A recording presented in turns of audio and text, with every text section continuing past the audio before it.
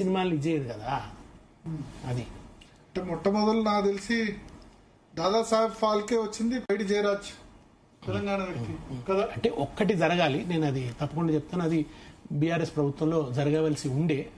అది ఏమిటంటే ఇన్స్టిట్యూట్, ఒక ఫిల్మ్ ఇన్స్టిట్యూట్ తెలంగాణ నుంచి రావాలి. దాంట్లో తెలంగాణ వాళ్ళు ఫిల్మ్కి అవసరమైన క్రాఫ్ట్స్లో స్కిల్స్ సంపాదించాలి. అప్పుడు ఎక్కువ మంది సినిమా రంగంలోకి తెలంగాణ వాళ్ళు రావడానికి అవకాశం వస్తుంది. కానీ ప్రొడ్యూసర్స్ తయారు చేయలేం కదా మనం. క్రాఫ్ట్లు ఇప్పుడు కూడా చాలా మంది ఉన్నారు, బ్యూటిఫుల్ డైరెక్టర్స్ ఉన్నారు, అద్భుతమైన అన్ని క్రాఫ్ట్స్లో తెలంగాణ వాళ్ళు ఇప్పుడు సినిమాలో, తర్వాత మీకు ఇతర టీవీ ఛానల్ వీటిలలో. కాబట్టి మేనేజ్మెంట్లలో లేదంటే మన ఇవాళకి పత్రికలలో కూడా అదే పరిస్థితి కదా భరత్ గారు, మీడియాలో కూడా అదే పరిస్థితి కదా. అండ్ మన సినిమా రంగంలో కూడా రాష్ట్రం ఏర్పడంగానే అన్ని మారిపోవు కదా. సామాజిక శక్తులు అన్ని రంగాల్లో బలపడడం అనేది అంత సులభమైన ప్రక్రియ కాదు. కొన్ని ఇప్పుడు ఇమీడియట్ గా వచ్చారు కదా. ఇప్పుడు విజయ్ దేవరకొండ లాంటి వాళ్ళు హీరో బాగానే వచ్చారు, డైరెక్టర్స్ కూడా బాగానే వచ్చారు, హరీష్ శంకర్ ఉన్నారు. అదే చెప్పాను కదా, కొందరు వచ్చారు. బట్ నేను ఇంతకుముందు చెప్పింది ఏంది, మొత్తంగా ఇండస్ట్రీ అనేది మాత్రం అది వాళ్ళ చేతుల్లో ఉంది ఇప్పటికీ కూడా. అవుతుందా సినిమా ఇండస్ట్రీలో తెలంగాణ రిప్రజెంటేషన్ పెరుగుతుందా? ఇప్పుడు అంటే ఇప్పుడు సినిమానే, అసలు సినిమాని మించిన ఇండస్ట్రీ సోషల్ మీడియా అయిపోయింది. సో దాంట్లో ఇప్పుడు ప్రాతినిధ్యం, ఇప్పుడు మీకు యూట్యూబ్లో ఎవరి పాటలండి సంచలనం సృష్టిస్తున్నాయి తెలంగాణ పాటలు. అసలు ఇవాళ మేము ఒక 5 సహజ సిద్ధ గాయకులకు వాళ్ళకి సన్మానం చేశాము తెలంగాణ. వాళ్ళు యూట్యూబ్లో అడుగు పెడితే మిలియన్స్ కొద్ది వ్యూస్. కనకవ్వ నాకు గురియవన్నీ సీరగట్టి గుద్దినట్టు గోసి పెట్టి గున్న గున్నవోయే కుమ్మరొల్ల చిన్నది అని పాడితే కోట్ల కొద్ది వ్యూస్. అసలు తెలంగాణ ఫోక్ మీద ప్రేమ పెరిగింది. ఇప్పుడు దానికి ఇంటర్నేషనల్ గా ఒక రికగ్నైజేషన్ వచ్చింది, రిసెప్టివ్ ఉన్నారు, బాగా వింటున్నారు. సో అది ఒక కొత్త పరిణామం. కాకుండా ఒక చిన్న ఏంటంటే దానికి ఇప్పటి వెస్ట్రన్ బీట్ తోడైతే వింటున్నారు. Western beat Telangana folk. Rahman చేసిన పని ఏంది, Arabic slang, western beat. Same ఇప్పుడు ఇవాళ ఏం ప్రయోగం జరుగుతుందంటే తెలంగాణ అంటే గ్లోబలైజేషన్ తర్వాత లోకల్ ఫ్లేవర్కి ఒక ఇంట్రెస్ట్ పెరిగింది అంతటా కూడా. దానికి తెలంగాణ అద్భుతంగా అందుకున్నది, దాన్ని ఆ అవకాశాన్ని అందుకున్నది. సో ఈ హ్యాపీ టైంలో మా కోసం ఒక మంచి అమ్మా ఇవాళ హరిచి హరిచి హరిచి నా గొంతు పోయింది. కొత్తగా నేను రాసిన పాట ఒకటి ఉంది, అది అంటే ఎప్పుడు పాత పాటలు పాడుతున్నాం కదా అని.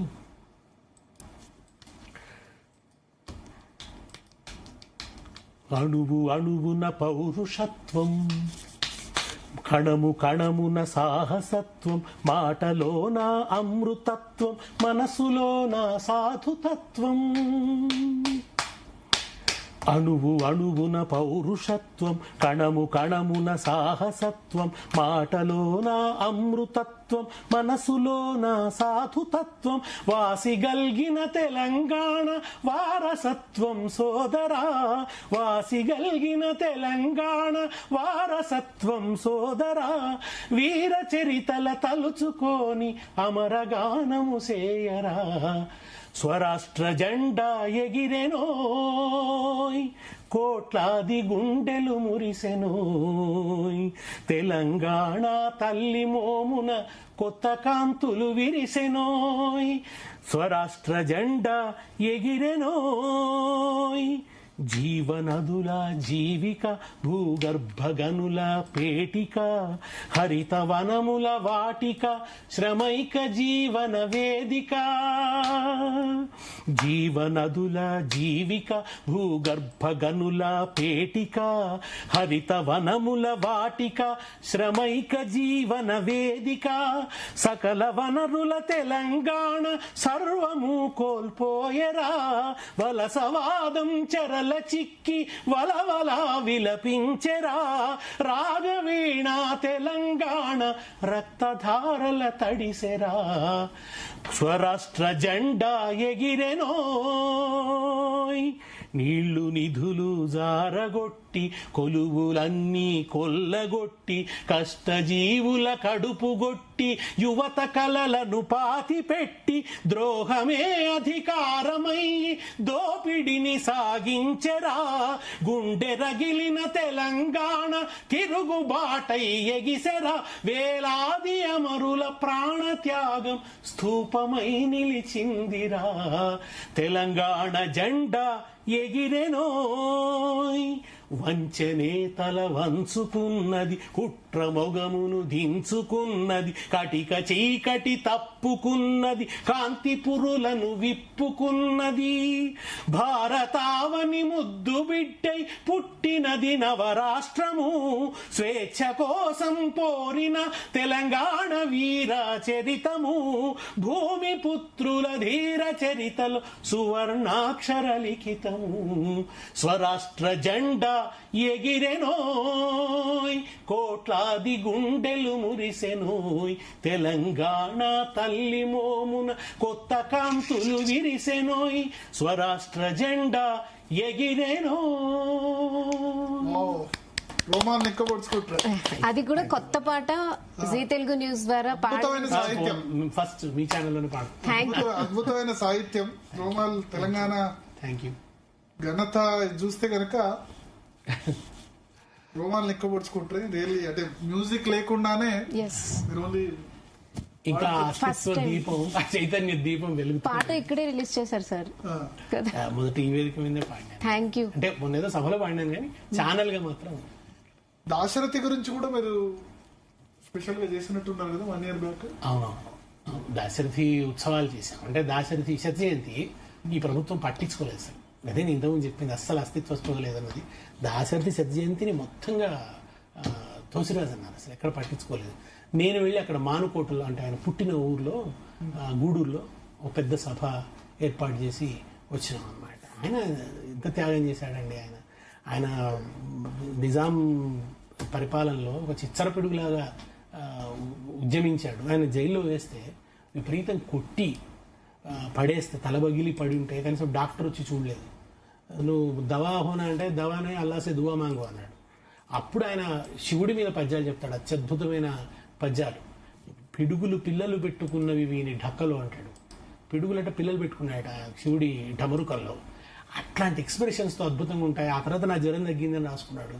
ఆయనకు ఆ జైల్లో దుర్మార్గమైన ఆహారం పెడితే ఆయన పేగులు దెబ్బతినిపోయినాయి. దాంతో ఆయన చివరికి చనిపోయాడు. సో ఆయన తెలంగాణ తల్లిని అద్భుతంగా ఆవిష్కరించాడు 40s లోనే ఆయన. ఇవాళ మనందరం చెప్పుకున్న నా తెలంగాణ కోటి రత్నాల వీణ అన్నది ఆయన ఇచ్చిన పంక్తే కదా. కనుక ఒక త్యాగపూరితమైనటువంటి జీవితం ఉంది. భోళా మనిషి ఆయన. ఆయన ఒక అద్భుతమైన పద్యం అండి. జవనాశ్వంలాగా పరుగెత్తుతుంది. జెండా ఒక్కటే 3 వన్నెలది, దేశం ఒక్కటే అసేతు హిమాచల భారతోర్వర, కవి కాండములోన రవీంద్రుడొక్కడే కవీంద్రుడు. ఒక అశ్వం పరిగెత్తినట్టుగా ఉండే ఆ పద్యాలు. మీ నోటన కూడా వినాలనుంది, ఆ చల్లని సముద్ర గర్భం. అంటే దానికి మించిన సాహిత్యం కవి నోట్లోంచి ప్లాని ఎన్నో అని. అవునవును, అతి గొప్ప ఎక్స్ప్రెషన్ అండి. అట్స్ గ్రేట్ ఎక్స్ప్రెషన్. అంటే ఒక ప్రపంచ సాహిత్యానికి ఏమాత్రం తగ్గని. నాకు తెలిసి నోబెల్ సాహిత్య బహుమతి బహుశా ప్రమోట్ చేస్తే వచ్చింది. అంతటి వాక్యం అది, అంతటి లోతున్నటువంటి వాక్యం. ఒక్కసారి వినాలి, ఆ చల్లని సముద్ర గర్భం. భూగోళం పుట్టుక కోసం రాలిన సురగోళాలెన్నో, ఈ మానవ రూపం కోసం జరిగిన పరిణామాలెన్నో, ఒక రాజును గెలిపించుటలో ఒరిగిన నరకంఠాలెన్నో, ఒక రాజును గెలిపించుటలో ఒరిగిన నరకంఠాలెన్నో, కులమతాల సుడిగుండాలకు బలికాని పవిత్రులెందరో, ఆ చల్లని సముద్ర గర్భం దాచిన బడబానలమెంతో, ఆ నల్లని ఆకాశంలో కానరాని భాస్కరులెందరో, ఆ చల్లని సముద్ర గర్భం మానవ కళ్యాణం కోసం పణమొడ్డిన రక్తం ఎంతో, రణరక్కసి కరాళ నృత్యం రాల్చిన పసి ప్రాణాలెన్నో, కడుపు కోతతో అల్లాడిన కన్నులలో విషాదమెంతో, ధనవంతుల దుర్మార్గాలకు దగ్ధమైన బ్రతుకులు ఎన్నో, ఆ చల్లని సముద్ర గర్భం దాచిన బడబానలమెంతో, అన్నార్తులు అనాథలుండని ఆనవయుగమదెంత దూరం, కరువంటూ కాటకమంటూ కనిపించని కాలాలెప్పుడో, పసిపాపలని దురకనులలో ముసిరిన భవితవ్యం ఏదో, గాయపడిన కవి గుండెలలో రాయబడని కావ్యాలెన్నో, ఆ చల్లని సముద్ర గర్భం దాచిన బడవానలమెంతో, ఆ నల్లని ఆకాశంలో కానరాని భాస్కరులెందరో, ఆ చల్లని సముద్ర గర్భం. ఒక రాజును గెలిపించేందుకోసం ఒరిగిన నరకంఠాలేను. నరకంటాలేను. అంటే కేసీఆర్ సైనికుల గురించి గారికి ఈ చివరి లైన్స్ బాగా ఇష్టం అనమాట. అనార్తులు అనాథలుండని ఆ నవయుగం అదెంత దూరం, కరువంటూ కాటకమంటూ కనిపించని కాలాలు ఇప్పుడు, నన్ను నడిపించిన లైన్స్ ఇవే అని చెప్పేవాడు ఆయన. కాళేశ్వరం ప్రాజెక్ట్ అందుకని డిజైన్ చేశారు. అదొకటి ఒకసారి హెలికాప్టర్లో వెళ్తున్నాం భరత్ గారు, వెళ్తుంటే ఈ ఆకేరు మీద చాలా చెక్ డ్యామ్స్ కట్టినారు. ఆ ప్రాంతం అంతా మహబాద్ మన ఈ నీళ్ళు వచ్చి, మన కాళేశ్వరం నీళ్ళు వచ్చి ఇటు ఆకేరు మీద చెక్ డ్యాములు ఇవన్నీ నిండిపోయి పచ్చగా కనబడుతుంటే ఆయన శ్రీనివాస్ నువ్వు ఒక పాట పాడతావు కదా అమరుల గురించి, దాంట్లో చివరి లైన్స్ ఏమిటి అన్నాడు. అదేమిటంటే, కనుపాప చూపుల్ల కన్నీటి పాటల్ల ఎన్నీలా దీపాల ఎలుగులైనోళ్లకు, ఏటి పాయల నీటి ఊటలా జోహార్, గట్ల మీది గట్టి చిలుకలా జోహార్, చిలుకలా జోహార్, వరి మొలకల జోహార్ జోహారులు. వరి మొలకల జోహార్ అంటే ఇదే అన్నాడు ఆయన. నేను అమరులకు వరి మొలకలతో జోహార్ అర్పిస్తున్నా, ఏటి ఊటలతో జోహార్ అర్పిస్తున్నా, ఇది నా నివాళి అన్నాడు ఆయన. సో తెలంగాణ ఉద్యమాన్ని కూడా చాలా గొప్ప పాటలు అవన్నీ కూడా అద్భుతం అండి, అద్భుతం అసలు. అంటే ఒక బాధ ఏముండంటే భరత్ గారు, అంతకుముందు నక్సలైట్ ఉద్యమం తీవ్రంగా ఉన్నప్పుడు పాటలు పాడుకోనియలే. తెలంగాణ అంటేనే పాట. కర్ణుడు కవచకుండలాలతో పుట్టినట్టు తెలంగాణ వాడు పాటతో పుట్టినట్టు ఆ ఒక తనదైన జానపద ముద్ర ఉంది తెలంగాణకి. కానీ ఆ నక్సలైట్ ఉద్యమ సందర్భంలో అసలు పాట మీద నిషేధం, ఎవరు పాడుకోలేనటువంటి పరిస్థితి. ఒక్కసారి తెలంగాణ ఉద్యమం వచ్చి ఒక లీగల్ స్పేస్ రాగానే విజృంభించారనమాట. దానికి తోడు ఆ ఉద్యమంలో అందరూ కలిసి వచ్చారు కదా, అది అస్తిత్వ ఉద్యమం. ప్రతి సెక్షన్ నుంచి దాంట్లోకి వచ్చినారు. ముఖ్యంగా తెలంగాణ అట్టడుగు కులాల నుంచి వచ్చినటువంటి కళాకారులు అద్భుతమైన సాహిత్యం సృష్టించారు. వాళ్ళు దాన్ని ఒక ఉప్పెనగా మార్చారు. అంటే సేమ్ టైం అది ఉద్యమము ఉత్సవం ఉండేది. అంటే ఒక్కొక్క దశలో ఒక్కొక్క తెలంగాణ ధూమ్ధామ్ అయితే ఫుల్ సక్సెస్, దానికోసం వచ్చేవాడు. మొదటి దశ భరత్ గారు మీకు అంటే అసలు తెలంగాణ ఏమిటి అనేది మొట్టమొదటి మన నా తల్లి తెలంగాణరా తిరగబడ్డ వీణరా అని గద్దర్ రాసినాడు. అంటే శాతవాహనులు పరిపాలించారు, ఇది ఇట్లాంటిది. తర్వాత ఏంది, మన గోదావరి ఎక్కడ మొదలవుతుంది, ఇవన్నీ చెప్పే పాటలు అన్నమాట. మహాబలేశ్వరం మా తల్లమ్మ కృష్ణమ్మకు పుట్టిన ఇల్లు అనే ఆ పాటలంతా ముందు పరిచయం. ఆ తర్వాత మెల్లమెల్లగా ఏమైపోయింది అంటే అమరుల గానాలు వచ్చాయి. ఆ తర్వాత మళ్ళీ రాజకీయ వీరులార అది మనకు శ్రీకాంతచారి ఆహుతి అయిన తర్వాత వచ్చినటువంటి పాట. నాకు ఆ పాట పూర్తి వీరులారా వందనం విద్యార్థి అమరులారా వందనం పాదాలకు మా త్యాగధనులారా మరచిపోము మిమ్ము గుండెల్లో గుడి గడతం పోరుదండం బెడతం వీరులారా వందనం విద్యార్థి అమరులారా వందనం పాదాలకు. ఈ అమరుల గానాలు వచ్చాయి. మళ్ళీ రాజకీయ సంవాదం, గోరటెంకన్నా గూడంజయ అయ్యోనివా నువ్వోనివా తెలంగాణోనికి తోటి పాలోనివా గోలుకొండకు రాళ్ళు మోసినావా.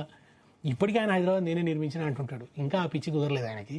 తర్వాత మన ఈయనెవరు, మన గోరటెంకన్నా ఇద్దరము విడిపోతే భూమి బద్దలవుతుందా, ఇండియా పాకిస్తానోలే ఇనుప కంచె పడుతుందా, మీరు రావచ్చు పోవచ్చు రొయ్యలమ్ముకోవచ్చు, మీరు పద్యం బాడితే మేము పరవశించిపోవచ్చు, సెక్రటేరియట్ల మాత్రం చక్రం దిప్పుట కుదురది పొమ్మంటే ఇక అది ఆయన ఆ పాట రాసినాడు. ఆ తర్వాత మీకు కొంచెం ఈ మన మైనారిటీ సెక్షన్స్ కూడా కలిసి వస్తున్న సమయంలో తను చెప్పిన పాట సొయ్దుల హారతి కాళ్ళ గజ్జల గమ్మతి తెలంగాణ లడాయికి కదులుతున్న గిమ్మతి. ఇట్లా ఒక్కొక్క దశలో ఒక్కొక్క రకం పాట, ఒక్కొక్క గాయకుడు వచ్చి మీకు ఉస్మానియా యూనివర్సిటీలో విపరీతంగా విద్యార్థులు విజృంభిస్తున్నారు. ఉస్మానియా యూనివర్సిటీలో 2006లో చదువుకున్నప్పుడు తెలంగాణ ధూమ్ధాం అంటే ఆ రోజు అందశ్రీ సృష్టించిన పాట జనజాతరలో మన గీతం జయకేతనమై ఎగరాలి ఝంఝా మారుత జనని నాదమై జయ గంటలు మ్రోగించాలి ఒకటే జననం ఓహో ఒకటే మరణం ఆహా జీవితమంతా ఓహో జనమే మననం ఆహా కష్టాలు నష్టాలెన్నెదురైన కార్యదీక్షలో తెలంగాణ జై బోలో తెలంగాణ నిలువెల్ల గాయాల వీణ జై బోలో తెలంగాణ గళగర్జనల జడివాన నిప్పులు చిమ్మే తుపాకి రవ్వల గుప్పిట పట్టి నలిపేస్తాం. ఇది నిజంగా జరుగుతోంది. అప్పుడు బాష్పవాయు గోళాలు ప్రయోగిస్తుండే పిల్లలు ఇట్లా క్యాచ్ పెట్టి మళ్ళీ విసిరేశారు. నిప్పులు చిమ్మే తుపాకి రవ్వల గుప్పిట పట్టి నలిపేస్తాం నెత్తురు చిందే దారుల్లోన విత్తనాలమై మొలకేస్తాం లాఠీలిరిగిన ఓహో లడాయి మానం ఆహా పిడుగులు పడినావో మడమలు దిప్పం ఆహా నిర్బంధాలు ఎన్నెదురైనా నిలబడి కలబడి నిగ్గు దేల్చ జై బోలు తెలంగాణ గళగర్జనల జడివాన జై బోలు తెలంగాణ నిలువెల్ల గాయాల వీణా. జైబోలో తెలంగాణ సినిమా వచ్చింది, గద్దర్ పాట కూడా భలే భలే హో. తర్వాత పొడుస్తున్న పొద్దు మీద నడుస్తున్న కానమా పోరు తెలంగాణమా. అది ఈ పాట పాడని వాళ్ళు ఎవరు లేరు కదా, మొత్తం మారుమోగిపోయిందండి. ఒకసారి బాగుంది మీ నోటి నుంచి జైబోలో తెలంగాణ.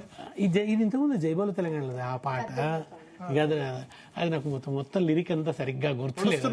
అదే పొడుస్తున్న పొద్దు మీద నడుస్తున్న కాలమా పోరు తెలంగాణమా పోరు తెలంగాణమా కోట్లాది ప్రాణమా. తర్వాత చరణాలు ఉంటాయి.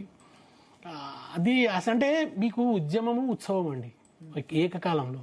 తెలంగాణ ఒక ఉద్యమం లాగా సాగింది, ఒక సాంస్కృతిక ఉత్సవం లాగా కూడా సాగింది. అది కేసీఆర్ కూడా పాట రాశారు కదా జైబోలో తెలంగాణలో. అది రాశారు ఆయన.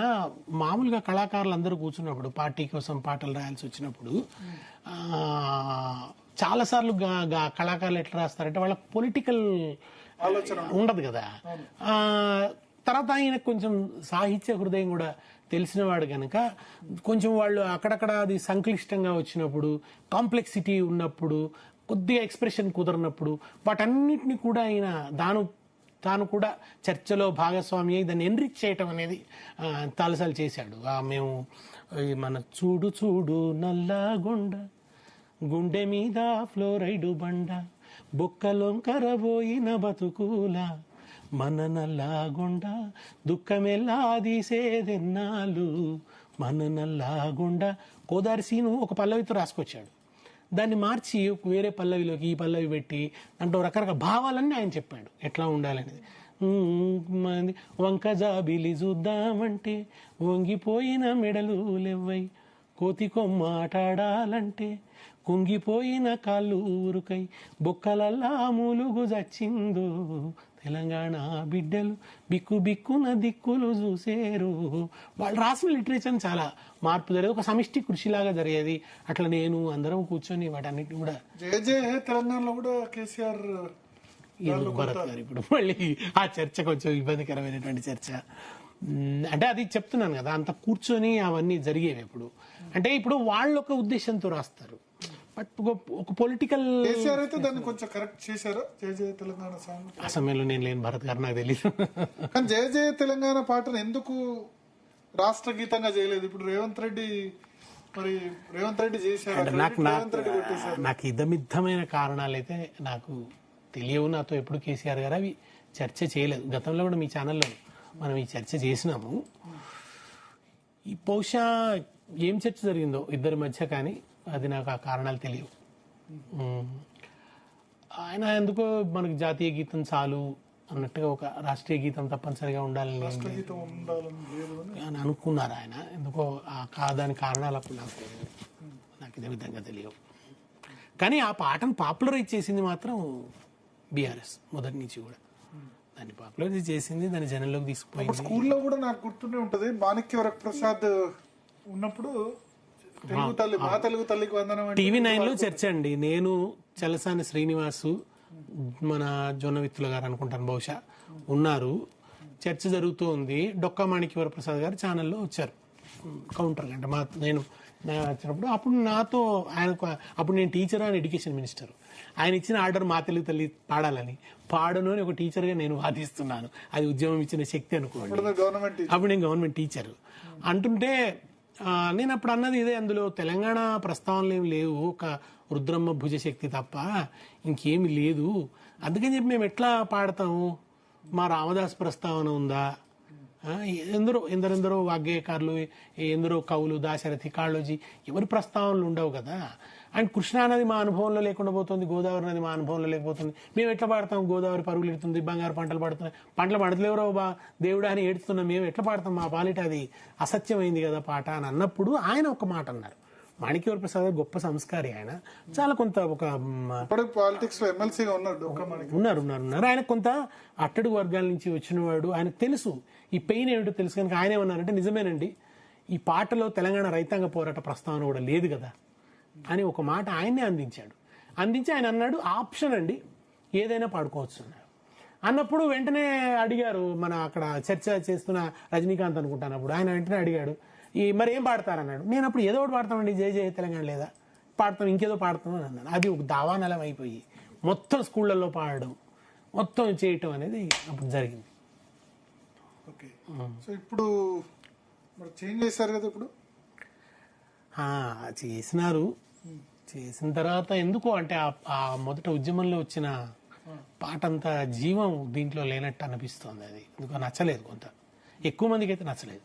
కీరవాణితో కూడా చేయించారు కదా, అట్లా సరే, అది ఒక కారణం. బాగుందని అంటే దానికంటే అందశ్రీ ఒక ఫోన్ కాల్ బయటకు వచ్చింది, అది ఎక్కువ బాధ పెట్టింది. నేను కీరవాణితో చేయటం కంటే నా పాట చేయటానికి తెలంగాణలో అంత గొప్పవాడేవాడు లేడు అని ఏదో ఒక ఫోన్ కాల్ అది బయటకు వచ్చింది. అది కొంచెం అందరిని హర్ట్ చేసింది. దానివల్ల ఎక్కువ చర్చ జరిగింది కీరవాణి చేయటం అన్న దాని మీద. అది కొంత ఇబ్బందిగా మారింది. బట్ అంటే కీరవాణి సమర్థుడైనటువంటి డైరెక్టర్, ఆయన చేయలేడా కానీ ఆ ఉద్యమంలో ఆ ట్యూన్తో, ఆ ఆర్కెస్ట్రైజేషన్తో, అన్నిటితో హృదయాలు ఎందుకు అసలు. ఇప్పుడు ఏఆర్ రెహమాన్ కూడా బతుకమ్మ సాంగ్ చేశారు, కానీ అది కవిత చేసింది జాగ్రత్త, ఇప్పుడు అది సక్సెస్ కాలేదు. మిగతా వాళ్ళు క్యాచ్ చేయలేరా తెలంగాణ ట్యూన్స్? అది ప్రపంచవ్యాప్తంగా ఆస్కార్ అవార్డు పొందిన ఇద్దరు కూడా ఈ విషయంలో మాత్రం. మరి అదే ఇప్పుడు మీకు జైబోలో తెలంగాణలో గద్దరబాడిన పాటను చక్రి చేశాడు. మేబీ మరి తెలంగాణ వాడు కావడం వల్ల ఏమిటో కానీ, అంటే ఎక్కడో ఆ నేటివిటీ టచ్. వందే మాత్రం శ్రీనివాస్ చేస్తే పాపులర్ అయ్యాయి. వందే మాత్రం శ్రీనివాస్ సినిమాటిక్ ఫ్లేవర్తో చేసినాడు, అవి పాపులర్ అయినాయి. ఇప్పుడు మంగ్లీ లాంటి వాళ్ళు సినిమాటిక్ ఫ్లేవర్తో జానపదాలు చేస్తుంటే అవి కూడా బాగా పాపులర్ అవుతున్నాయి. మధుప్రియ, మంగ్లీ, వీళ్ళందరూ కూడా చాలా మంది.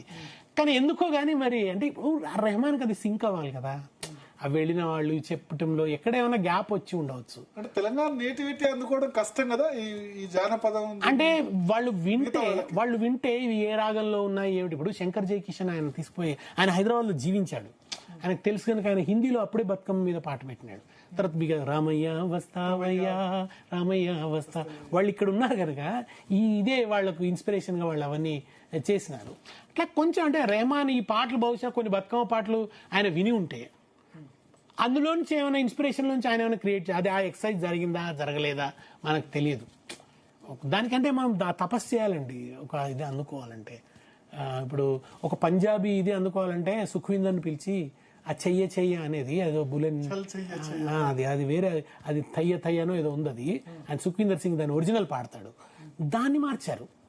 అంటే అట్లాంటి ఎవరో ఆ మూలం తెలిసిన వాళ్ళు కూడా అక్కడ ఉండాలి కదా.